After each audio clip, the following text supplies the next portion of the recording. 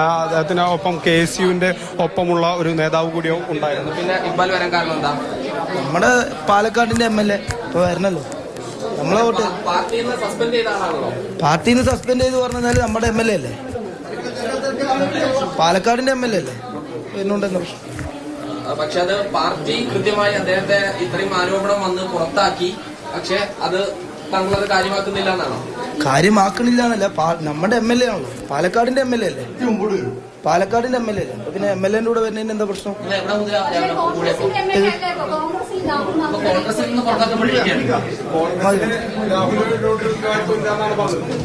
പാലക്കാടിന്റെ MLA ആണല്ലോ.